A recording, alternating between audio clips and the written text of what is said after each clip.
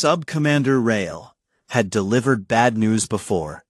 He had told generals about lost ships, about broken supply lines, about treaties that fell apart in the middle of signing ceremonies. He was good at it. He kept his voice flat. He kept his hands still. He looked the person in the eye and said the thing that needed to be said. He stood in front of Overmind Leth now, and felt for the first time in his career that his voice might not cooperate. "The humans have withdrawn from the Accord," he said. Leth did not look up from the star map on his desk. "Species do that." "Yes, sir." "They come back." "Yes, sir, usually." Leth looked up. "Usually." Rail set the datapad on the desk. "They are mobilizing, sir." "Mobilizing what?" "The kind of pause a man takes when he has checked his numbers 3 times and does not like them any better the 3rd time. Everything," Rail said. The vote in UEC Parliament was not close. Ambassador Nara stood at the podium and did not raise her voice once. She read the Varick Treaty Clause aloud, the one that let them take 3 human colony worlds under a reinterpretation that no human representative had ever agreed to. She read it slowly. She read every word. Then she put that paper down and picked up another one. She read the casualty report from Hale. Then the one from Boran. Then the partial report from CO4, which was partial because the Varick had shut down all communications coming out of the station before the count was finished. She sat down. The room was quiet in the way rooms get quiet when people have already made up their minds and are just waiting for permission to act on it. The vote was unanimous. Admiral Dane got the news in her office on the 14th floor of UEC Command. She was drinking cold coffee and reading the same sensor report she had read 4 times already. The aide who came in was young and still had the look of someone who expected the world to be reasonable. He handed her the parliamentary authorization and stood up straight like he was expecting a speech. She signed it. She handed it back. "Get me Junho," she said. She turned back to the sensor report. She finished her cold coffee. She pulled the navigation chart of Varick Core Systems out of the drawer where she had been keeping it for 6 weeks and pinned it to the wall. She took everything else off the wall first. Just the chart, nothing else. She stood in front of it for a long time with her arms crossed, and her eyes moving the way eyes move when a person is not looking at what's in front of them, but at something 3 steps past it. Colonel Juno arrived 11 minutes later. He looked at the chart on the wall. He looked at her. He had worked with Dane for 9 years. He had learned not to ask how she was feeling, because the answer was always the same. She was working. "We have authorization," she said. "I heard. I need the full recall order drafted. Every ship on Accord peacekeeping rotation comes home." Junho already had his notepad out. Timeline? She talked. The 2 of them had a language that was mostly shorthand and silence, and they moved through the morning in it like they had been planning this specific conversation for months. Because they had. Corporal Tejo got his deployment orders at 0600. He read them once. He folded the paper in half and put it in his chest pocket. He sat on the edge of his bunk for a while, looking at the floor, and then he got up and made his bed with the kind of care that had nothing to do with the bed. He called his mother at 0700. She answered on the 2nd ring. She always answered on the 2nd ring. He told her he was being deployed. He did not tell her where. She did not ask. There was a silence on the line that was full of everything they were not saying. And then she told him to eat before he got on the transport. And he said he would, and they both knew he wouldn't. And that was fine. That was how they talked. He stared at his phone. His brother had called from Hale's station 8 months ago, and that had been the last call. The line had gone quiet 2 days later, when the Varick took over. Tejo cleaned his rifle, start to finish, every piece. Dr. Yeri received her Project Molar briefing in a basement room with no windows and too many uniformed people for the size of the space. A general she had never met explained what they needed her to build. He used careful language, measured language. The kind of language people use when they are describing something enormous and trying to make it sound manageable. She started laughing halfway through. Not a nervous laugh. Not a "this is absurd" laugh.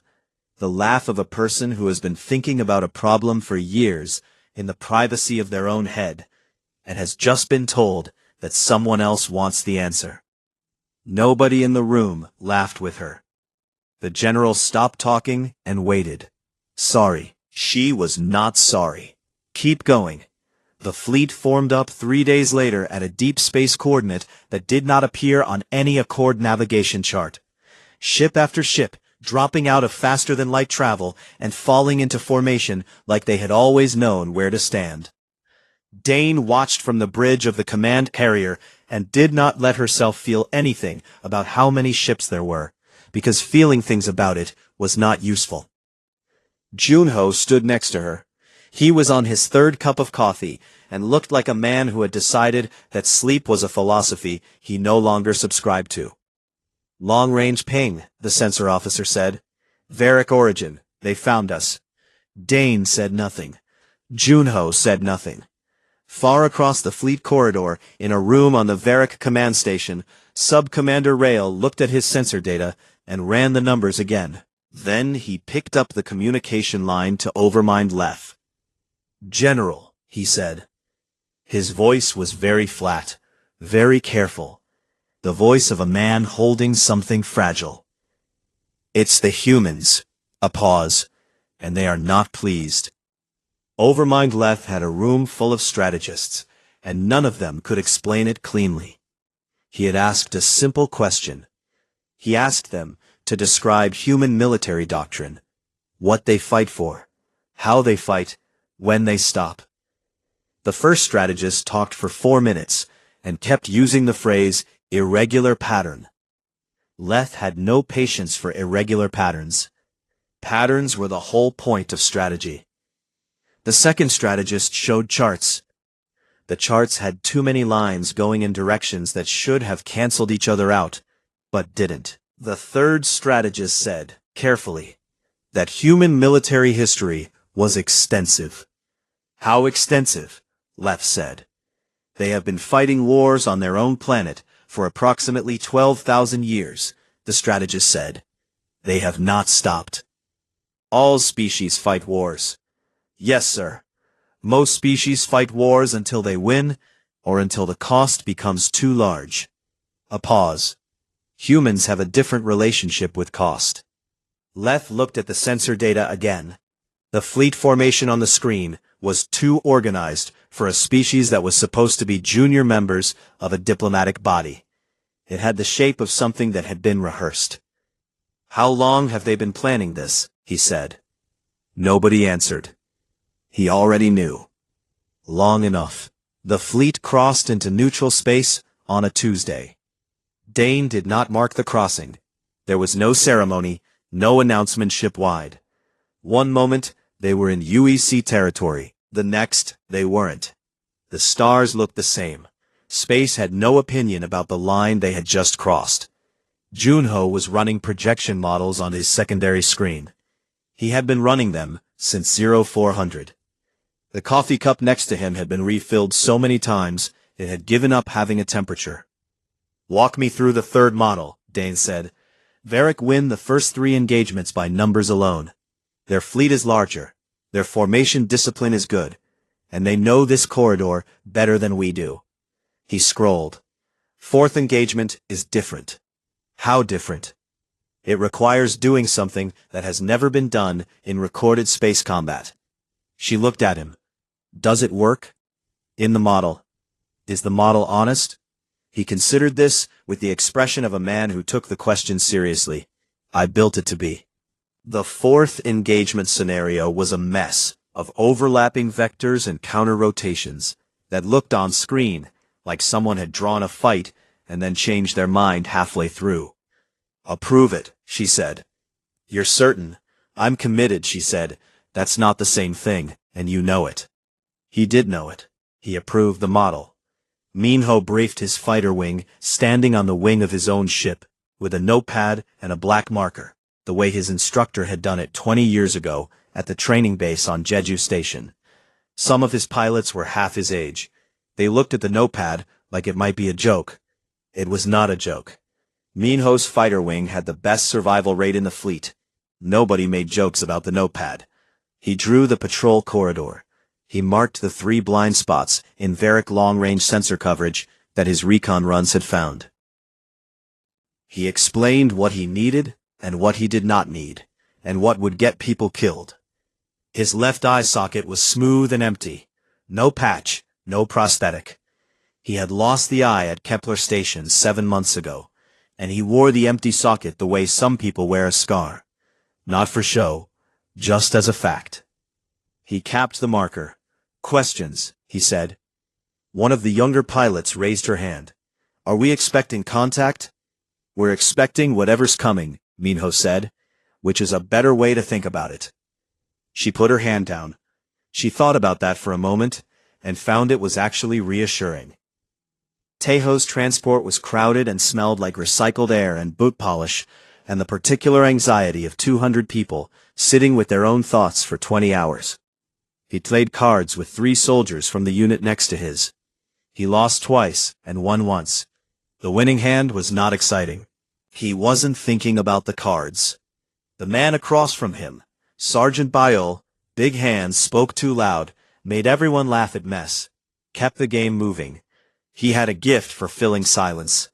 Taeho was grateful for it, the way you're grateful for something you don't say out loud. He thought about Hail. He thought about his brother's last message, which had been short and had ended mid-sentence because the line had cut out. He had replayed it. He had stopped replaying it, because replaying it did not change the ending. He won another hand. He didn't notice.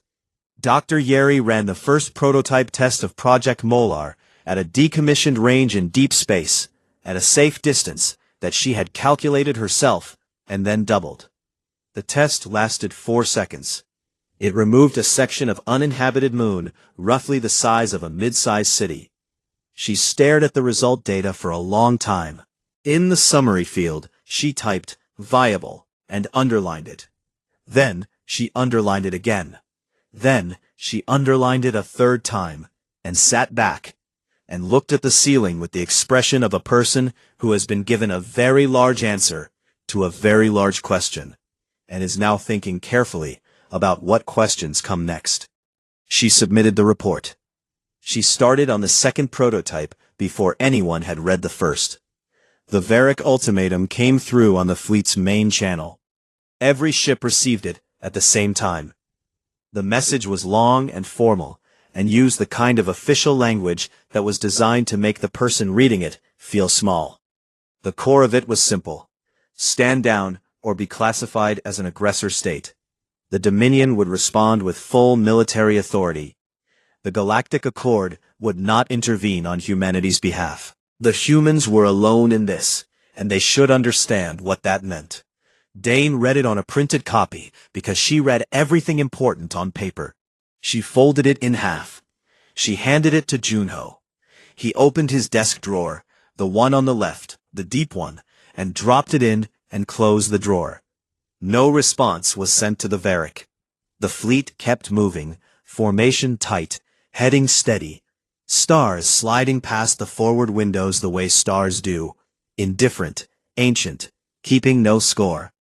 In the quiet of the bridge, the only sound was the engine hum, and Junho refilling his coffee, and the soft, constant data feed from sensors watching the dark ahead. They were coming. And they were not coming to negotiate. Rael presented the Dorvan corridor plan with both hands on the table, and his voice very steady. The corridor was a long, narrow channel between 2 dense asteroid fields. The kind of space that forced ships into single-file movement, that stripped away the advantage of a wide formation, that turned a large fleet into a long line. The Varric had used it before. 3 times, 3 different species, 3 clean victories. The corridor did the work for them. It split whatever came into it, and then they destroyed the halves separately. Leth studied the projection. They'll enter the corridor. They have no other path to our staging position. They will enter, Rael agreed. The ambush holds on both sides. Yes, sir. Then it's finished. Leth leaned back. He had the comfortable look of a man who had done a calculation and found the answer satisfying. They are large, but they are not clever. Rael looked at the projection. He looked at it a moment longer than he needed to. No, sir, he said. Of course not. Dane had read every recorded Varek engagement, all of them, going back 60 years. She had read them the way you read a person's letters, not for the events, but for the habits underneath, the pauses, the patterns, the small choices that weren't choices at all anymore, because they had been made so many times they were automatic. The Varek set traps the same way every time. She had known about the Dorvan corridor ambush before the fleet was 2 days out from it. She had known where they would position the forward element, where the secondary force would hold, and at what point they would trigger the split. She knew it the way you know how a familiar door swings before you touch the handle. She sent Minho. Not the vanguard, not the forward formation. Minho's fighter wing, running fast and close to the asteroid field's inner edge, where the Varek sensors had a 17-second delay due to interference. 17 seconds was a long time. Minho knew what to do with 17 seconds. The battle lasted 11 minutes. Later, people would write about the Dorvan corridor engagement as a tactical masterpiece. The feint formation, the counter-rotation, the way the human fighters moved through the asteroid field like they had grown up inside it. They would write about the precision and the nerve, and the way the Varek ambush force collapsed inward instead of outward when the pressure came from the wrong direction. Minho filed his post-action report 6 hours after landing. He wrote 7 names first. Pilot Sora, Pilot Daon, Pilot Iwi, Pilot Chain, Pilot Bomb, Pilot Ryo, Pilot Wall. He wrote their names at the top of the report, above the tactical summary, above the damage assessment, above the enemy casualty count. 7 names. Nothing else on that first page. Then he turned to the second page and wrote the rest of it. While Minho's wing was drawing the Varek's attention at the corridor entrance, the main fleet hit the secondary staging position. Junho's model, the one that required something that had never been tried. The staging position was lightly defended. It was supposed to be. It wasn't supposed to be threatened. The Varek had pulled their best ships to the corridor ambush. What remained was maintenance crews, logistics ships, and a defensive perimeter designed to stop a small raid. It was not a small raid. The engagement was over in 51 minutes. The staging position fell. The supply chain to the Varek forward fleet was cut. Without resupply, without support, the ambush force at the Dorvan corridor had 2 options: fall back or fight on empty. They fell back. Leth ordered the retreat himself. Rael watched the order go out on the communication feed and thought about the 3 species before humanity, the ones who had entered the corridor and split apart cleanly. He thought about the look on Leth's face when the staging position fell. Not rage, something quieter than rage. The look of a person whose model of the world had developed a crack. Teho's unit made landfall on contested Moon 7 at 0300 hours. The briefing had described it as a secondary objective, a Varek communications relay station on a moon with low gravity and minimal defensive presence. The briefing had used words like clean and contained. The moon was not clean. The relay station was defended by more than the scan had shown. Either the Varek had moved assets in the last 12 hours, or the scan had been wrong. Either way, it didn't matter, because the bullets were real. The gravity plate in Sector 7 was broken. Every third step in that section, Teho's boots felt too light, like the ground was trying to return him to the sky. He hated it. He adapted to it in 4 minutes, because there was no other option. The medic, specialist Ara, was gone in the first 20 minutes. Wrong place when a support strut came down. Teho did not stop moving. He filed it somewhere deep and kept his eyes on the next piece of cover and the one after that. He would open that file later. Not now. They took the relay station in 90 minutes, 48 minutes longer than projected. Biol sat down against a wall outside the main relay hub and let out a long, slow breath. Well, he said. That was contained. Tejo looked at him. The briefing said contained, Biol said. I'm just noting. Tejo sat down next to him, not because he needed to rest, because Biol needed someone to sit next to him, and Tejo was there. They sat. The Galactic Accord reached out to the UEC fleet the next morning. The transmission was routed through 3 intermediary channels before it reached Dane's Bridge, which was the Accord's way of saying they were being careful, which was the Accord's way of saying they were worried. The representative on screen was polished and even-toned, and used the word dialogue 4 times in the first 30 seconds. Dane let him finish. One question, she said. The representative waited. Are the 3 colony worlds on the table? The representative paused, the kind that meant the answer was no, but the speaker had not yet decided how to dress it. She ended the call. She looked at Junho. He already had the next target coordinates on screen. He had pulled them up before the call was over. She nodded. He locked in the heading. The fleet moved. Rael's hands were not still anymore. He had spent his whole career keeping his hands filled during reports. It was a discipline, a professional thing. The kind of control that told the person across the table that the news, whatever it was manageable. That the man delivering it had a handle on reality and was simply sharing it. He was standing in front of Leth now, with his datapad and his list of numbers, and his hands were doing a thing he could not stop them from doing. 2 Dominion species have stopped answering fleet mobilization requests, he said. Leth said nothing. The Soral have cited internal disputes. The Marath have gone quiet entirely. He looked at his pad. Our fuel resupply chain is operating at 61%, following the loss of the staging position. The forward fleet is... He stopped. The forward fleet is tired, sir. Then he said, Are they tired, or are they afraid? Rael thought about it honestly. Both. Leth stood up. He moved to the star map. He studied it with its hands behind his back, and when he turned around, he had the look of a man who had found a path through the numbers, the look of someone who had found the one move that made everything else irrelevant. Full convergence, he said. Every ship, open space. We meet them in the open, where nothing gives them an edge, and we end it with numbers. Rael looked at the map. The full Dominion fleet, every ship they had, converged into a single overwhelming force in open space. It had worked before, 6 times, against 6 different species. None of them had survived it. Yes, sir, Rael said. His hands were still doing the thing. Minho's recon run came back at 0540. He came in fast and landed hard, and walked directly to the bridge without going to the debrief room, because the bridge was where Dane was, and the bridge was where this needed to go. He handed the data chip to the sensor officer without a word.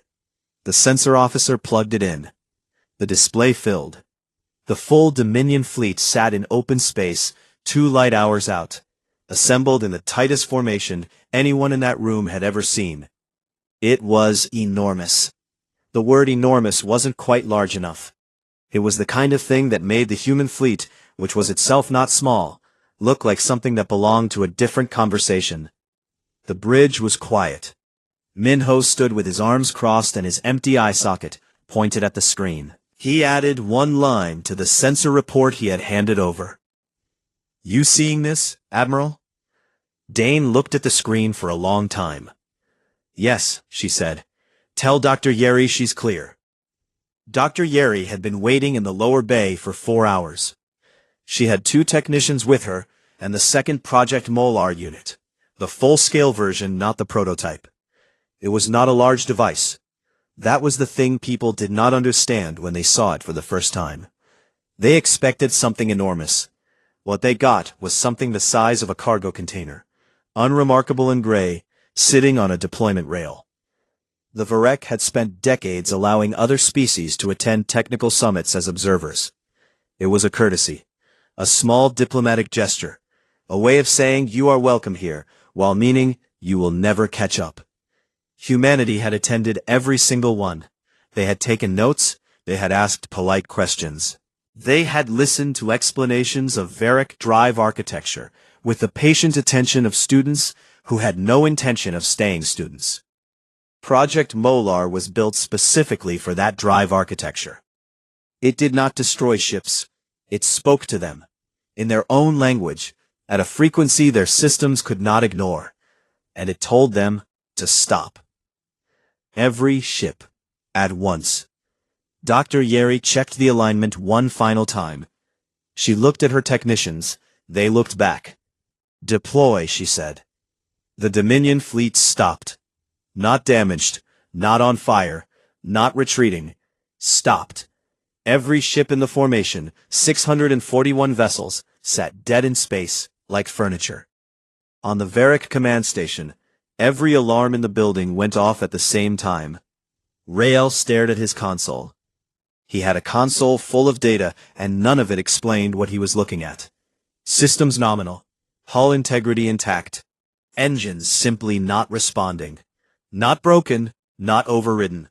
Not responding, as though they had decided on their own that movement was no longer a thing they were going to do. He looked at Leth. Leth was already looking at him. Rael opened his mouth. He had nothing. Dane opened the direct channel to overmind Leth herself. The conversation was not recorded in the official UEC history. What went into the record was the outcome. The Dominion fleet held position. No weapons were fired. The channel closed after 9 minutes. Junho, standing 2 feet away, heard every word of it. He never repeated any of it to anyone. Not because he was ordered not to, because some things are just between the person who has the leverage and the person who doesn't, and putting them on record changes what they were. What he would say years later, when asked about those 9 minutes, was this: she wasn't cruel, she was clear. There's a difference. Tejo's unit made landfall on Hale at dawn. The planet was green. That surprised him. He had been thinking about it for months, as something abstract and administrative. A word in a report, a coordinate on a map. It was green. The sky was the particular shade of pale blue that early mornings have when the sun is still low and the air is cold. The Varric administrative facility was in the colony's central district. It was an orderly building, clean. The Varric were thorough occupiers. They had kept the infrastructure running. The power was on. The people were accounted for in the way that things in boxes are accounted for. Tejo's unit cleared the building in 40 minutes. In the processing facility on the east side of the colony, in a room with a long window that looked out on the green hills, his brother Hanu was sitting at a work table when the door opened. He looked up. Tejo stood in the doorway, in full gear, rifle across his chest, face behind a visor. He pulled the visor up. Hanu stared. Tejo said nothing. Hanu's chair scraped back. He stood up too fast and grabbed the table to steady himself. His hands were shaking, not from fear. From something larger than fear, something that didn't have a clean name, something that lives in the chest between relief and disbelief, and the specific exhaustion of a person who has been waiting for 8 months and cannot quite believe the waiting is over. Tejo crossed the room. They didn't say anything. Not yet. There was nothing that needed to be said first. Ambassador Nara's transmission to the Galactic Accord was sent at 1400 that same day. It was not a request for mediation. It was not an appeal to the Accord's judgment. It was terms. She had written it herself, at her desk, on paper, with a pen, because some documents should be made by hand. She read it to the Accord representatives on screen, and watched their faces the whole time. The way their expressions moved through careful diplomacy, and out the other side into something more honest. They looked at her differently than they had during the Ember speech. 6 weeks ago, she had been the ambassador of a junior member species reading casualty lists in a flat voice. She was still reading in a flat voice. But the thing she was reading had changed. She finished. The screen was quiet. "We will review the terms," the lead representative said. "You'll find them reasonable," Nara said, "given the alternative." She closed the channel. She sat in her chair for a moment. She looked at her hands. She looked at the window. Then she picked up her pen and started writing the follow-up document, because there was always a follow-up document, and the work did not stop just because the hard part was done. The hard part is never the last part. Rael delivered his final report standing up. He had always delivered reports standing up. It was protocol. Today it felt different, like standing was the only dignified thing left to do after everything else had been taken off the table. He read the terms. He read them clearly, without pause, without softening any of the language.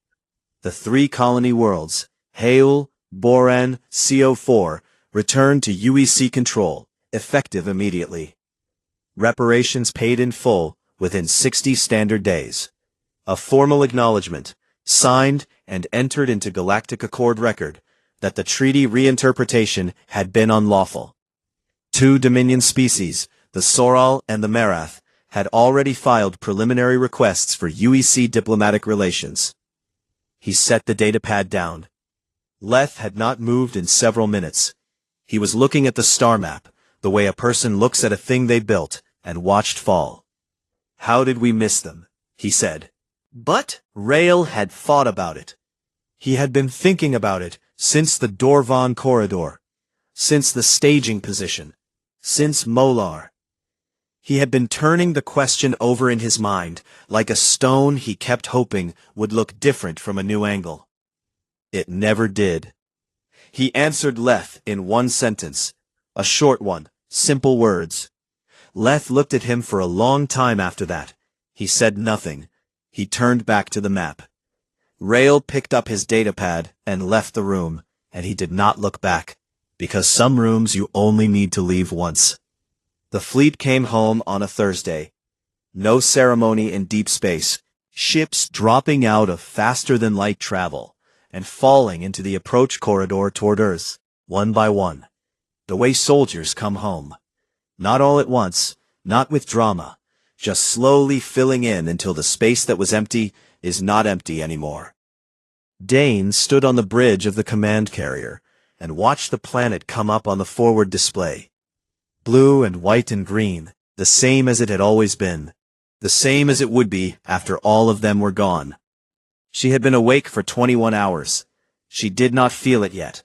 She would feel it later, when there was nothing left to hold the tiredness back. Junho stood next to her, with an empty coffee cup.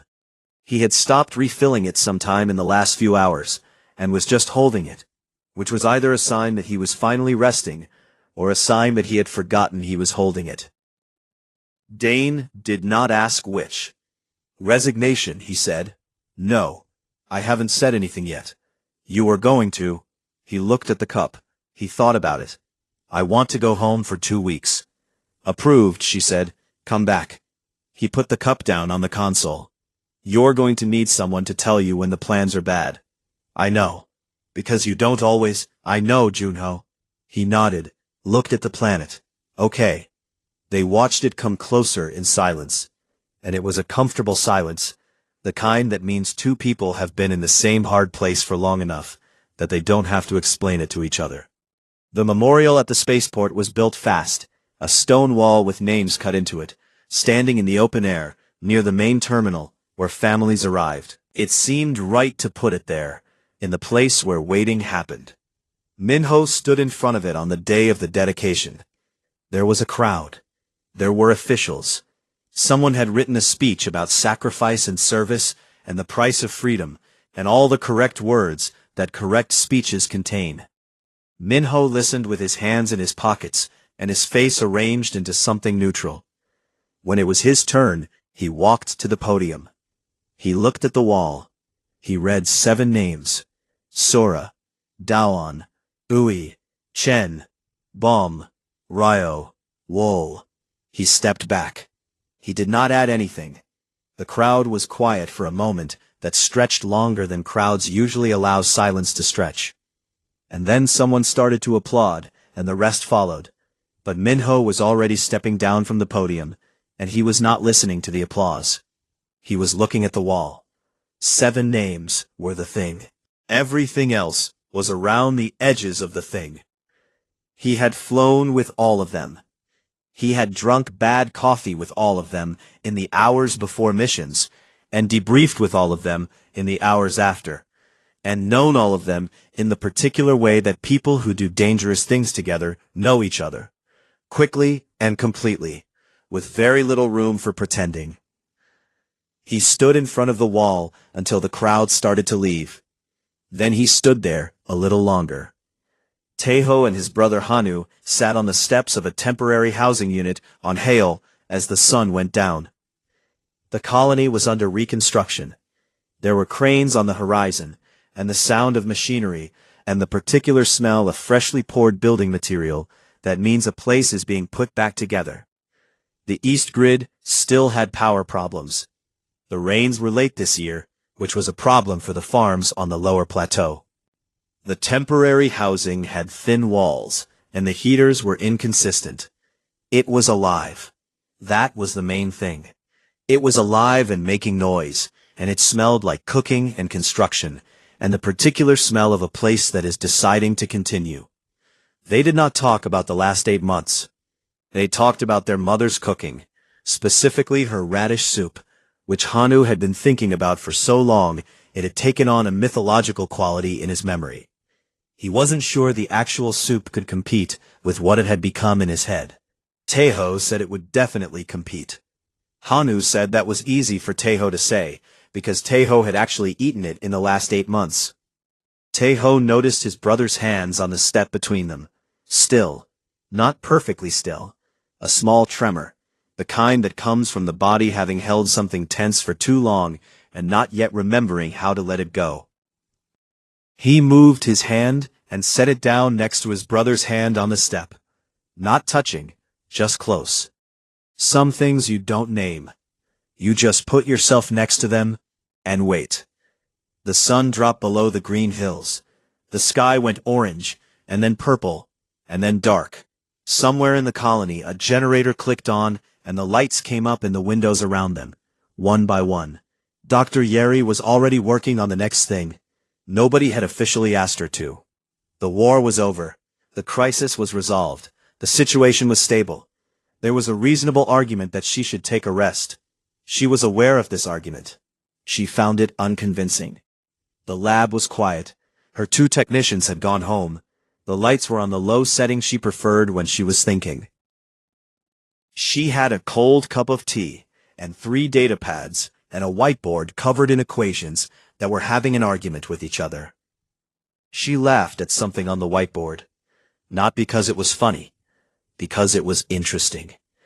Because the equation she was looking at had an answer she had not expected, and the unexpected answer opened a door into a room she had not known was there.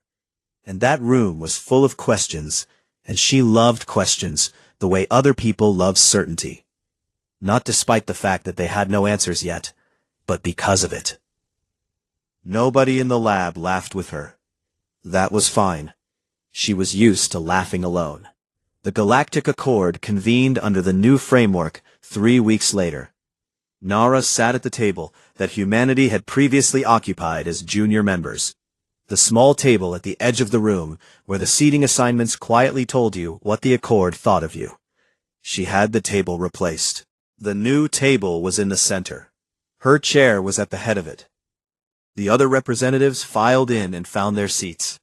Several of them looked at the new table, and then at Nara, and then at the new table again. She let them look. The new framework was read into the record.